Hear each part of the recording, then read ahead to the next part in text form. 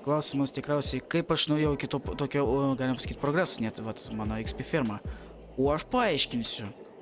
Tie, kas atėjo iš kreivo YouTube, pagal peržiūras, pagal vat, per seniausiai keltą videką, aš pažiūrėjau ir supratau, kad didžiulė dalis auditorijos parėjo iš kreivo YouTube mano kanalą. Aišku, nepasubscribinu, bet bent jau žiūri.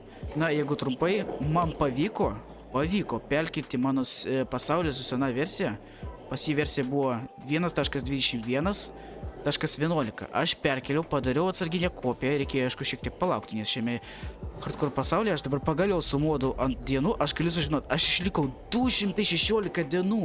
Čia jeigu pradedant nuo pirmos dalies ant kreivo YouTube iki 9, aš va tiek va išlikau, aš tiesiog neįsivaizdavau, kiek aš neįsivaizdavau, kiek aš buvau užlikęs, nes nemačiau skaitliuko ant F3.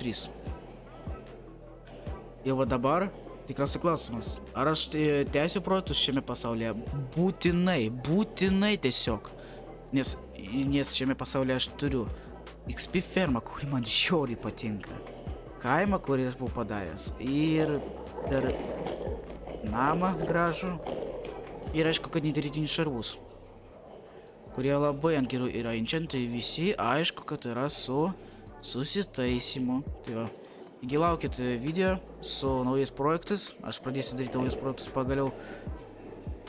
Jūs neįsivaizduojate, ant kiek aš laimingas, kad aš sugebėjau perkelti pasaulį iš Kursforge į Madridą. Ja. Tai ačiū labai visiems, kas pažiūrėjo šitą video.